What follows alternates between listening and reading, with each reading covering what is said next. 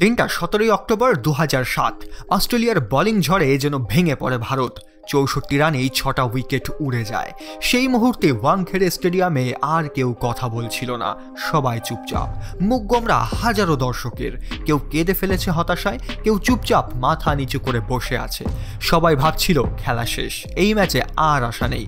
কিন্তু ক্রিকেটের গল্প কখনো আগে ভাগে শেষ হয় না, আর ঠিক তখনই শুরু হয়েছিল এমন এক গল্প যেটা আজও কোটি কোটি ক্রিকেট প্রেমীর মনে গেঁথে আছে।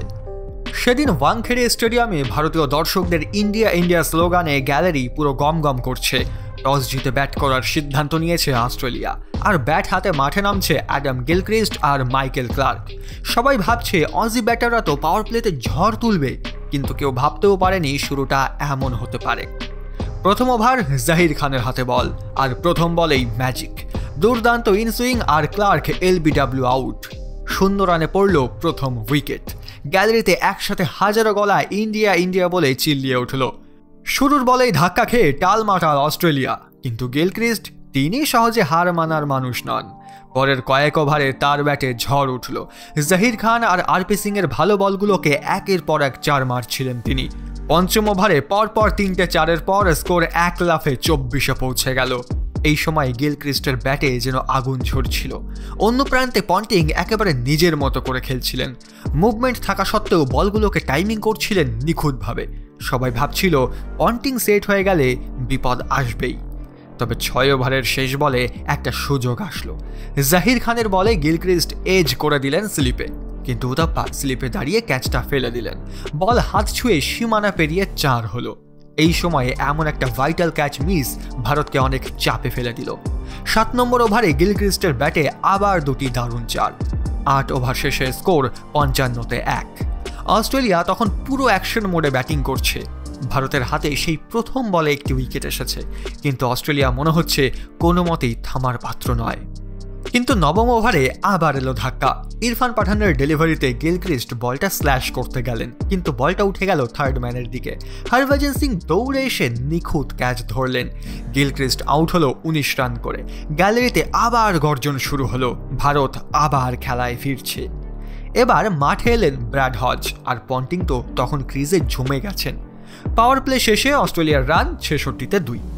এবার শুরু হলো পন্টিং শো। 11 নম্বর ওভারে আরপি সিং এর বলে পরপর 2টো 4 মারলেন। আবার 14 নম্বর ওভারের দ্বিতীয় বলে ওয়াইডের সাথে একটা বাউন্ডারি এলো, অর্থাৎ 5 রান বোনাস। ঠিক তার পরের বলে স্কোয়ারের দিকে একটা সুন্দর টাচ করে চমৎকার বাউন্ডারি হাসিল করলো পন্টিং। এই সময় ভারতীয় ফিল্ডারদের মধ্যে একটু নার্ভাসনেস দেখা যাচ্ছিল। এটাই তো পন্টিং এর পুরনো রূপ, যে ম্যাচকে একেবারে নিজের নিয়ন্ত্রণে নিয়ে যাচ্ছিল। অপর প্রান্তে দাঁড়িয়ে থাকা হজও ধীরে ধীরে নিজের হাত জমাচ্ছিলেন। 12 নম্বর ওভারের চতুর্থ বলে তার ব্যাট থেকে বেশ সুন্দর একটি 4 আসলো। অন্যদিকে পন্টিং দেখতে দেখতে 40 রান পার করে ফেলেছে। 15 ওভার শেষে অস্ট্রেলিয়ার রান দাঁড়ায় 102 উইকেটের বিনিময়ে। তখন কারেন্ট রান রেট ছিল প্রায় 7। দেখে মনে হচ্ছিল এইভাবে চললে 287 রানের ইনিংস তো আরামসে তৈরি করবে অস্ট্রেলিয়া। এবার মাঠে নামলেন মুরলি কার্তিক।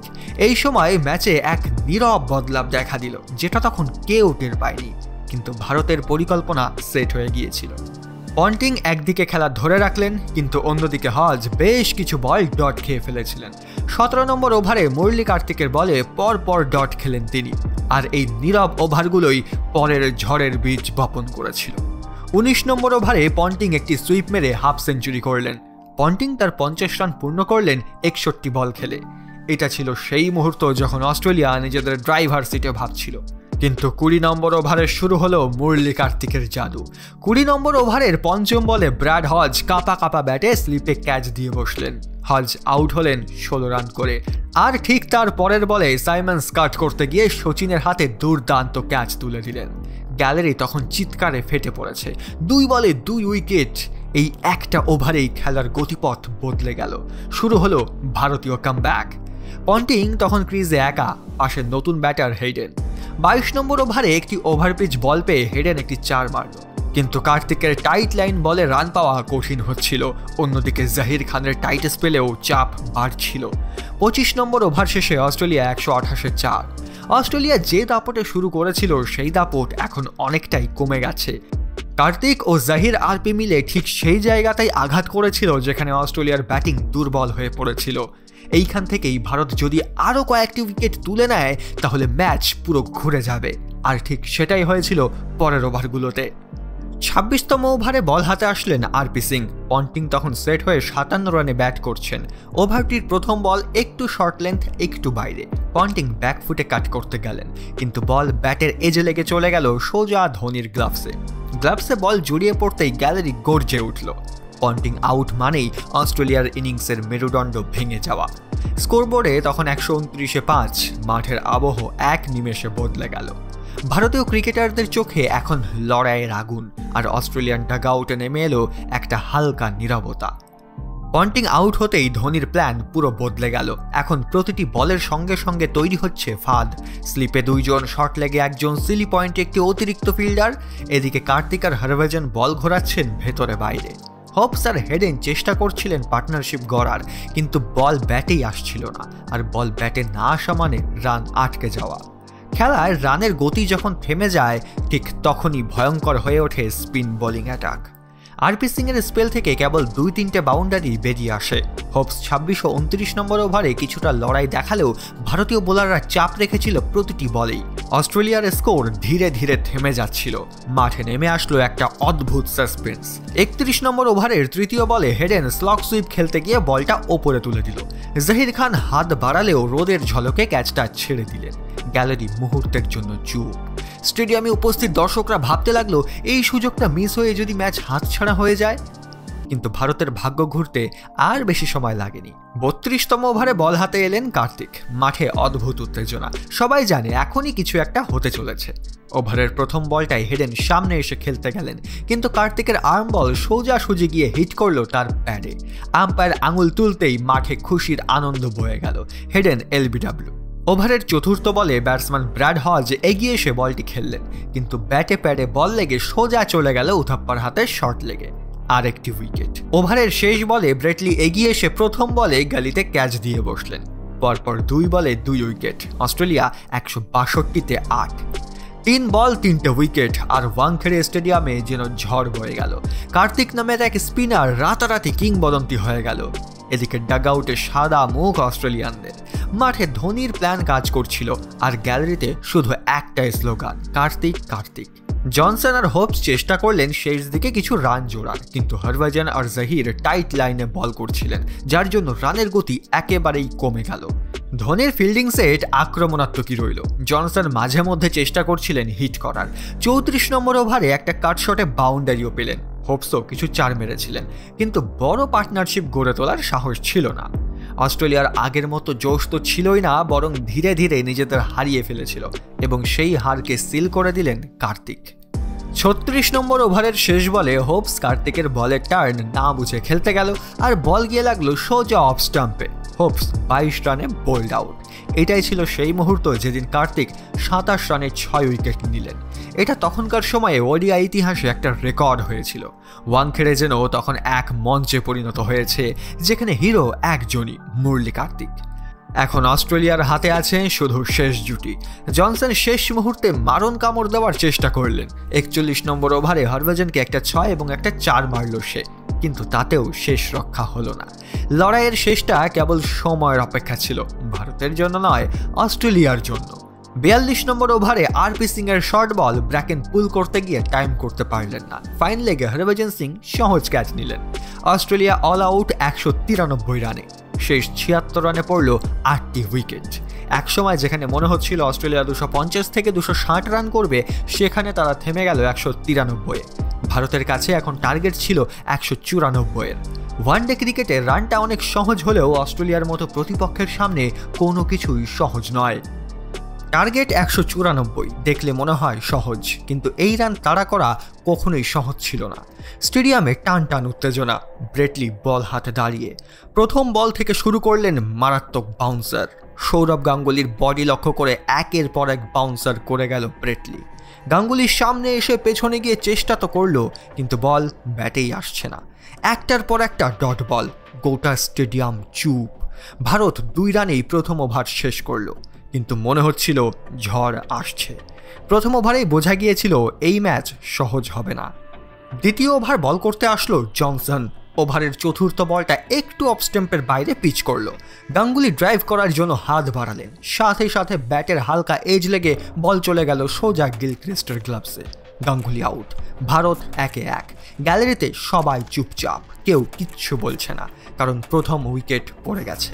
এরপর দীনেশ কার্তিক ক্রিজে আসলেন, কিন্তু জনসনের ধারালো লাইন লেন্থের বল খেলতে গিয়ে চাপে পড়ে গেলেন। চতুর্থ ওভারে পরপর 3টে বল অফ স্টাম্পের বাইরে করল জনসন, আর ঠিক তার পরের বলেই কার্তিক ড্রাইভ করতে গিয়ে এজ খেয়ে গেলেন। বল চলে গেল সেই গিলক্রিস্টের হাতে। একটি সহজ ক্যাচ দিয়ে কার্তিক ড্রেসিং রুমে ফেরত গেল।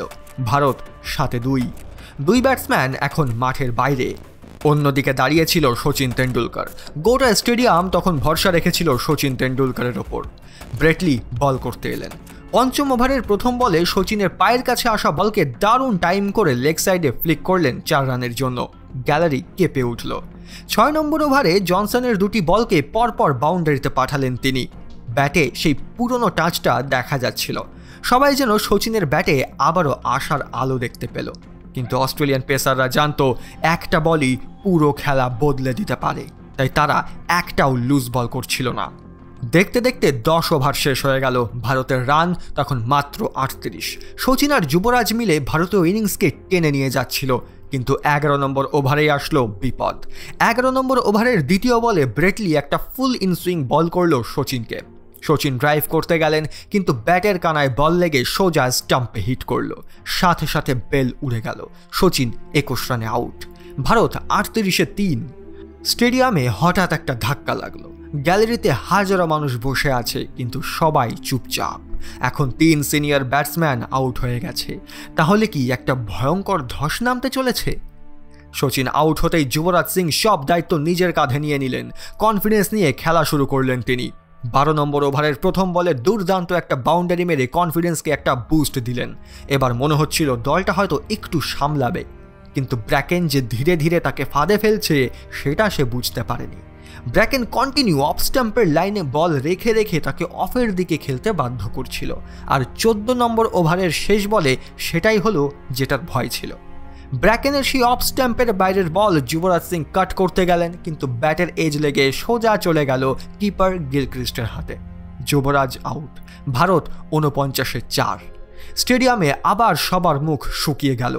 এবার ব্যাটে নামলেন মহেন্দ্র সিং ধোনি, আর অন্যদিকে দাঁড়িয়েছিল রবিন উথাপ্পা, যে সচিন আউট হওয়ার পর নেমেছিল।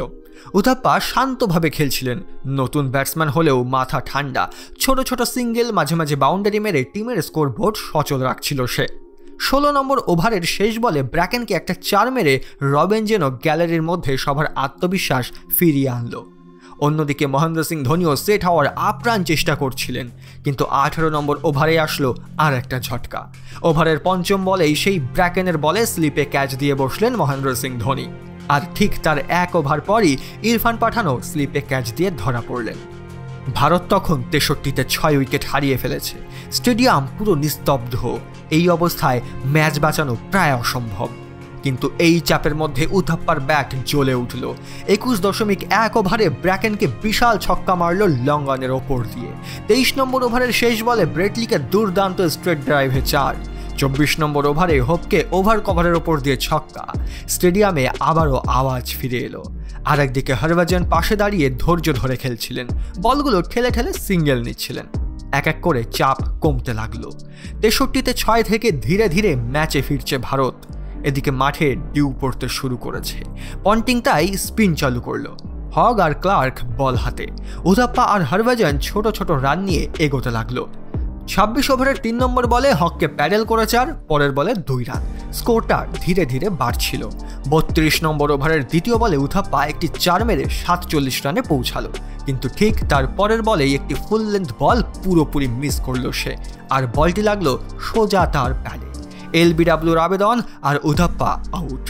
ভারত 125-6। ভারতের শেষ ভরসাটাও মনে হয় চলে গেল, কিন্তু গল্প এখানেই শেষ না। ডাগআউটে ধোনির মুখও থমথমে। মাঠে ঢুকলেন এবার জাহির খান। সবাই জানে উনি বোলার, ব্যাটসম্যান নন, কিন্তু ভারতের তখন যে অবস্থা, সেখান থেকে আর কিছু হারানোর ছিল না। সবাই শুধুমাত্র একটা আশার আলো খুঁজছিল। এবার বোলিংয়ে আসলো ব্র্যাড হগ। প্রথম বলগুলো জাহির ধৈর্য ধরে খেললেন, ছোট ছোট সিঙ্গেল নিয়ে খেলাটা যতদূর পারা যায় ছোট করার চেষ্টা করতে লাগলেন। 34তম ওভারে হগের ওয়াইড বলটা কভার দিয়ে চমৎকার ড্রাইভ করলেন, 4। গ্যালারিতে একটু একটু করে হাততালি ফিরে এলো। পাশে হরভজন তখন ব্যাটিংয়ে মন দিলেন। ডট বল হলেও তিনি নার্ভ হারাচ্ছিলেন না, একটা একটা করে বল ঠেলে দিয়ে সিঙ্গেল নিচ্ছিলেন। জাহিরের ব্যাটেও আত্মবিশ্বাস দেখা যাচ্ছিল। ধীরে ধীরে ভারত যেন আবার ম্যাচে কামব্যাক করছিল। 36 নম্বর ওভার বল করতে আসলেন জনসন। ওভারের চতুর্থ বল করলেন অফ স্টাম্পের বাইরে। হরভজন হালকা গ্লাইড করতে গেলেন, কিন্তু ঠিক টাইমিং করতে পারলেন না। বল সোজা পন্টিংয়ের হাতে। স্লিপে সহজ ক্যাচ দিয়ে হরভজন আউট হলেন। গ্যালারির চিৎকার আবার থেমে গেল। স্কোর তখন 142-7। কিন্তু এই আউটের পর মাঠে ঢুকলেন সেই মানুষ যিনি কিছুক্ষণ আগেই বল হাতে 6টা উইকেট তুলে ম্যাচে জ্বলে উঠেছিলেন, মুরলি কার্তিক। এবার ব্যাটে তাকে কিছু করে দেখাতে হবে। কার্তিক প্রথম বল থেকেই বুঝিয়ে দিলেন তিনি ম্যাচ জেতাতে এসেছেন। ঠান্ডা মাথায় ছোট ছোট রান নিয়ে ম্যাচ এগোচ্ছিলেন, কোনো রিস্ক নিচ্ছিলেন না তিনি। 39 নম্বর ওভারে হগের বলকে কার্তিক ব্যাক ফুটে গিয়ে গ্লাইড করলেন থার্ড ম্যানের দিকে, দুর্দান্ত 4। স্টেডিয়াম আবার গর্জে উঠল। 40তম ওভারে ব্রেটলি ইয়র্কার দিলেও শেষ বলে ল ফুল টস পেয়ে কার্তিক বলটা থার্ড ম্যান দিয়ে ঠেলে দিলেন বাউন্ডারিতে। আরও একটা 4 এলো ভারতের খাতায়। রান পৌঁছে গেল সোজা 162-তে। 41 নম্বর ওভারে হগের বলকে কভার দিয়ে দুর্দান্ত ড্রাইভে 4 মারলেন জাহির খান। পরের ওভারে ব্রেটলির 145 কিলোমিটার গতির বলকে জাহির সোজা লং অনের ওপর দিয়ে তুলে দিলেন, ছক্কা। স্টেডিয়াম এক মুহূর্তে কেঁপে উঠল। কার্তিক হেসে হাততালি দিচ্ছেন, ডাগ আউটে ধোনিও হাসলেন। এখন সবাই বুঝে গেছে এই ম্যাচ এখনও শেষ হয়নি। 43তম ওভারে ব্র্যাকেন বল হাতে আসলো। বলের লাইনটা ছিল বাইরে। কার্তিক এজ করলেন, বল গিলক্রিস্ট আর স্লিপের মাঝখান দিয়ে চলে গেল সোজা বাউন্ডারিতে। দর্শকরা একসাথে হাঁপ ছেড়ে বাঁচল। ওটা যদি ক্যাচ হতো তাহলে এই গল্প ছিল। এখন প্রয়োজন 15 রান। মাঠে প্রতিটা সিঙ্গেলেই হাততালি পড়ছে। 44তম ওভারে জনসনের বলে ফাইন লেগে 4 মারলেন জাহির খান। এবার দরকার আর মাত্র 10 রান। অস্ট্রেলিয়ার ক্যাপ্টেন পন্টিং তখন পুরোপুরি ডিফেন্সিভ ফিল্ডিং সেট করলেন। এখন একটা উইকেট যে কোনো মূল্যের দরকার তাদের। যথারীতি 45তম ওভারে বল হাতে ফিরলেন সেই ব্র্যাকেন। একের পর এক নিখুঁত বল করে যাচ্ছেন। কার্তিকের ব্যাটে টাইমিং হচ্ছে না। 5টা বল ডট। গ্যালারিতে সবাই নিঃশ্বাস চেপে ধরে বসে রয়েছে। ওভারের শেষ বলে কার্তিক গ্যাপে বল খেলে সিঙ্গেল নিলেন। এখন দরকার আর 6 রান, কিন্তু নার্ভ কন্ট্রোলে রাখাটাই এখন আসল খেলা, কারণ ভারতের হাতে আর উইকেট নেই। অন্যদিকে অস্ট্রেলিয়ার কাছে এখনও ভয়ঙ্কর বোলাররা পড়ে রয়েছে। 46তম ওভার বল করতে আসলো জনসন। প্রথম বল ডট, দ্বিতীয় বলও ডট, তারপরের তৃতীয় বলও ডট। স্টেডিয়ামে তখন পিন ড্রপ সাইলেন্স। চতুর্থ বলে কার্তিক লেগ সাইডে হালকা ঠেললেন, 1 রান হলো। পঞ্চম বলে জাহির খান রান নিয়ে কার্তিককে স্ট্রাইক দিলেন। এখন দরকার 4 রান। জনসনের প্রতিটা বলে যেন ভারতীয় দর্শকদের হার্টবিট বেড়েই চলছিল, কারণ প্রতিটা বলেই মনে হচ্ছিল উইকেট পড়ে যাবে। সবাই ভাবছিল জনসনের শেষ বলটা কেটে গেলে বাঁচি। যথারীতি জনসন শেষ বলটি ফেলল, কিন্তু এই বলে ঘটল একটি অকল্পনীয় ঘটনা। বলটা কার্তিকের প্যাডে লেগে সোজা চলে গেল বাউন্ডারিতে, 4 রান। গ্যালারি ফেটে পড়ল। ভারত ম্যাচটা জিতে নিল 2 উইকেটে। কার্তিক আর জাহির খান একে অপরকে জড়িয়ে ধরলেন। যেখানে 64 রানে 6 উইকেট পড়ে গিয়েছিল, সেই অবস্থায় দাঁড়িয়ে ভারতীয় বোলাররা ইতিহাস লিখে ফেলল। এই ম্যাচটা কেবল একটা জয় ছিল না, এটা ছিল বিশ্বাস আর সাহসের গল্প। এই জয়ের গল্পটা আজও কোটি কোটি ক্রিকেট প্রেমীর হৃদয়ে গেঁথে আছে, কারণ সেই রাতের জয়টা এসেছিল ব্যাটের জোরে নয়, এসেছিল লড়াইয়ের জোরে। বন্ধুরা, ভারতের এই পারফরমেন্সকে আপনি 10-এর মধ্যে কত দেবেন নিচে কমেন্ট করে জানান। ইন্ডিয়ান টিমের ফ্যান হলে ভিডিওটিকে একটি লাইক করে দিন, আর এরকমই ক্রিকেটের ভিডিও দেখার জন্য চ্যানেলটিকে সাবস্ক্রাইব করে রাখতে পারেন।